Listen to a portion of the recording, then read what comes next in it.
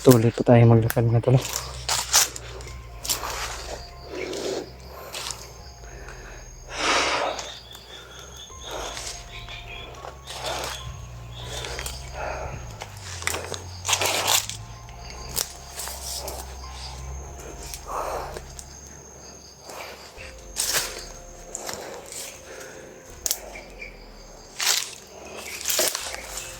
Naririnig na po kung ingay mga tol.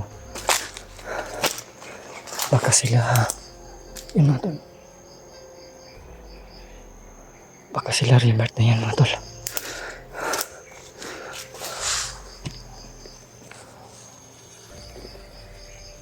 Ang ganda mga tol.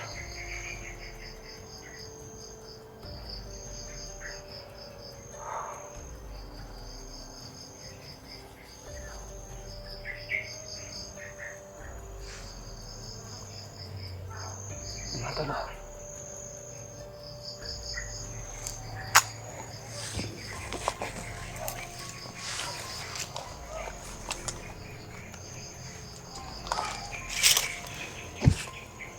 Yun naman po mga tol. Yung ingay mga tol.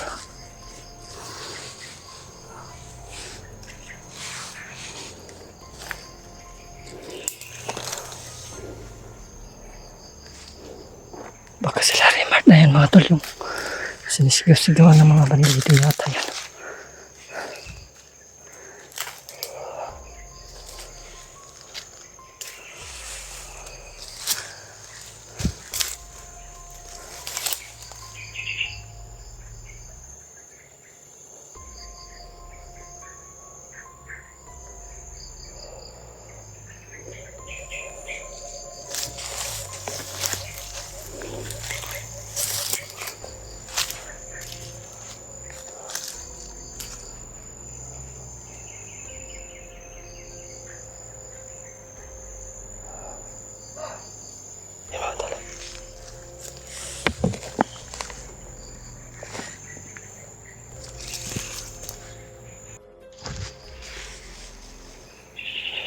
Narinig na po tayo mga tol.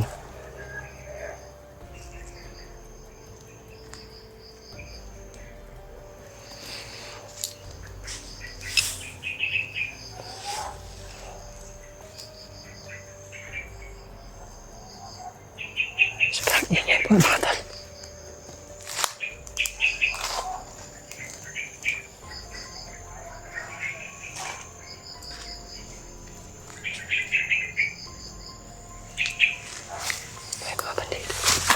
Kasama niya ata na ito mga tol.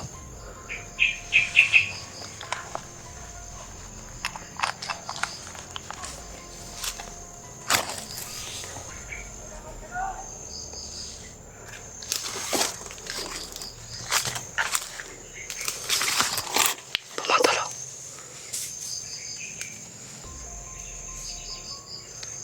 Yun mga tol. Malaki ang dyan mga tol.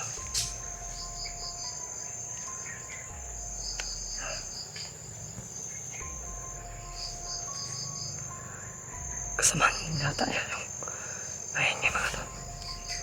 Yan mga tol.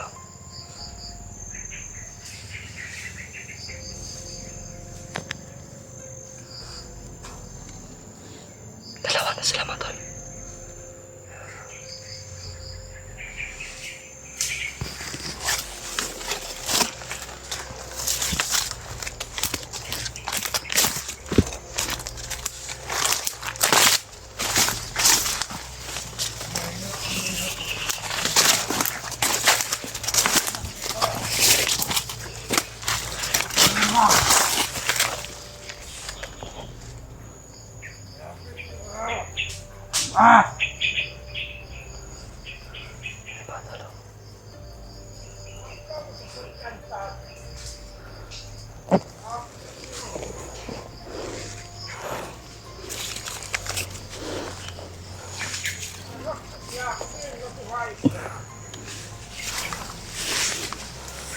Mga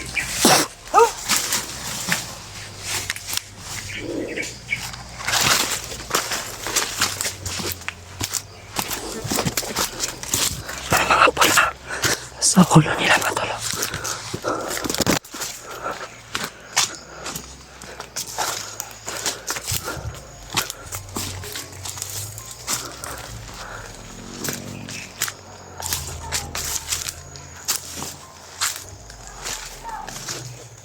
Kasama pa talaga sila dito mga tol.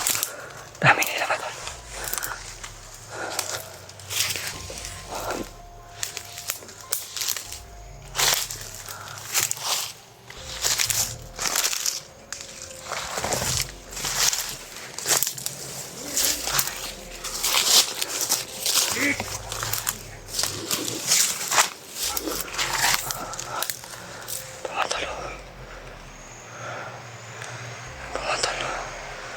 Kasama niya yan mga tol. Umuulan na mga tol.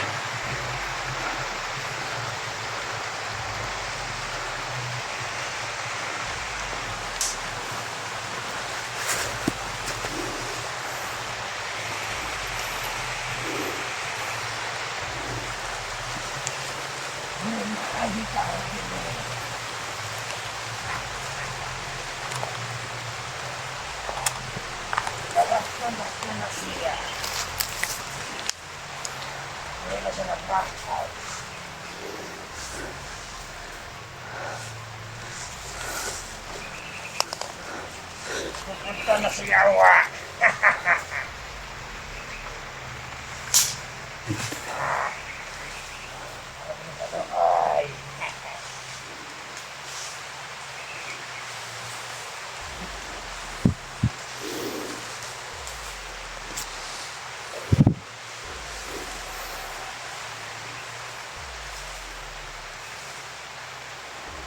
Bulilong siya.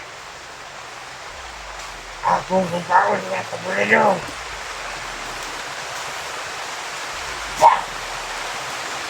Hiya! Uwa!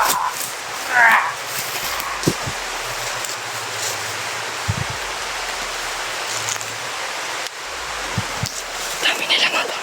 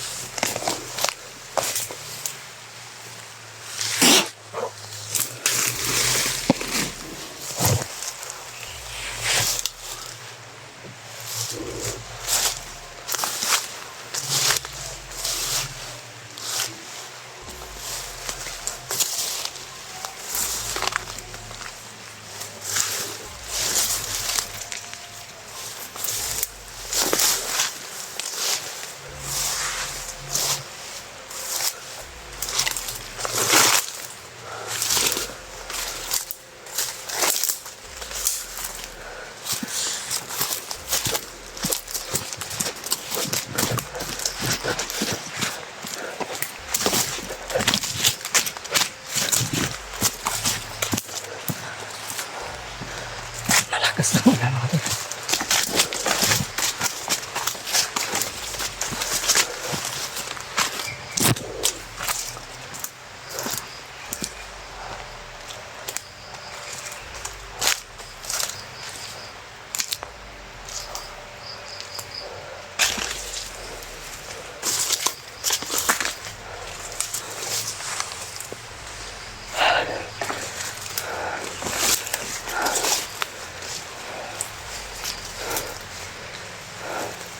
Nararamdaman ko yung lakas ko mga tol. Hindi na ako nangihina pag gumamit ng orasyon po. Nag-iiba na yung William na kilala niyo mga tol.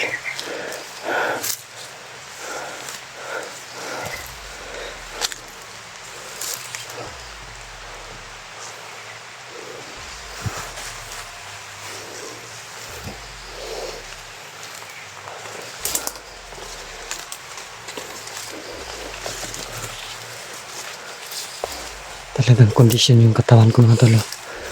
Na umakyat dito sa bundok para hanapin sila Rimar tsaka si Julio.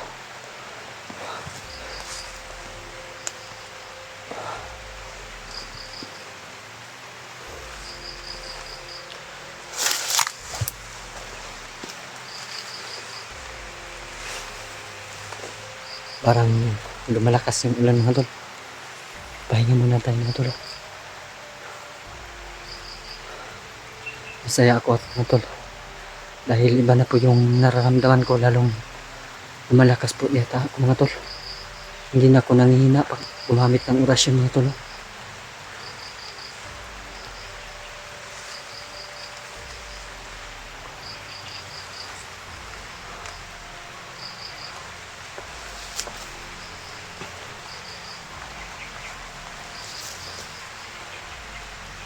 Sana mga tol, patuloy na po itong katawan ko na lumalakas. Sana po mga tol, hindi na po tayo manghihina. Parang may epekto yung binigay ni Lolo Iko sa akin mga tol.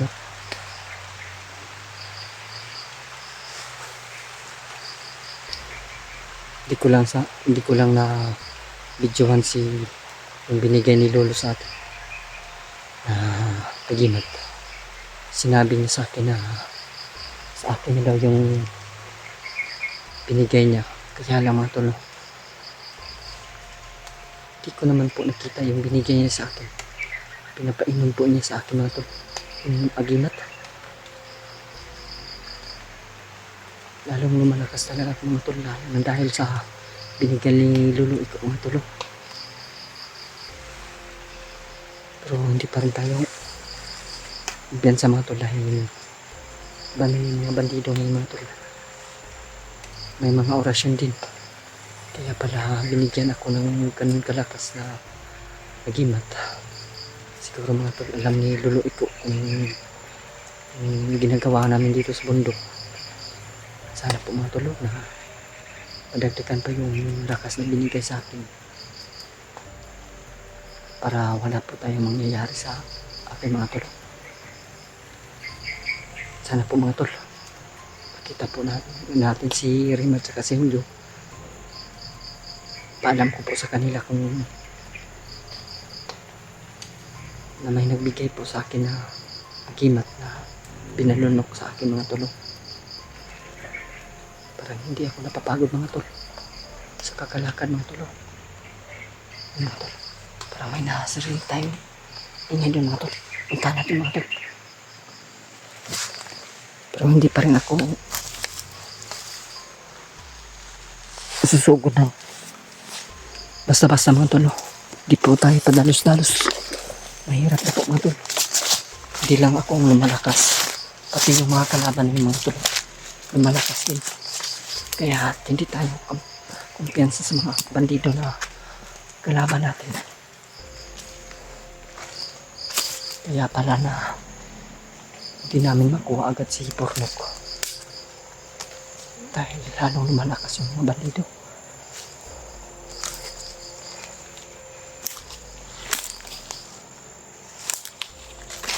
Sana po mga tol na mahanap na natin yung kasama ko.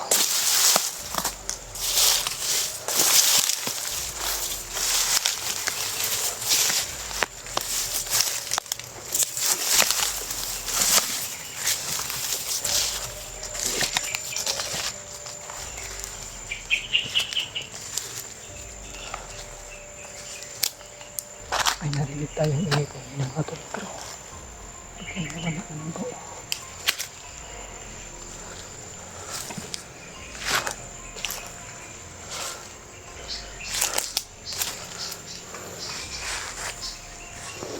Parang hindi ko na gusto tong baril ko mga tol. Pero hindi pa rin natin yung iwan yung baril natin dahil magagamit din natin yung mga tol. Hindi lang palaging orasyon. Baka bumigay yung katawan natin.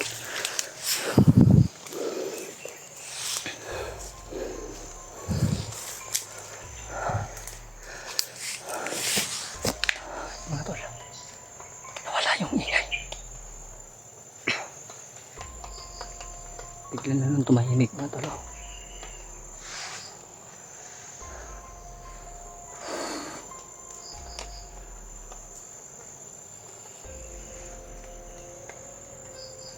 Kanina doon mga tol, narinig ko yung ingay doon mga tol.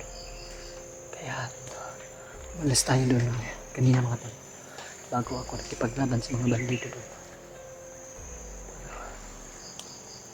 Diba mga tol, yung isa yung napatay ko, may pula dito sa noo. Tsaka yung dalawa, nakaitim lang po ng jacket, pantalon. Lahat po mga tol, hindi natin nakilala kung sino yun mga tol. Hindi ko nakikita yung mga mukha nila mga tol. Mata lang yung nakikita ko.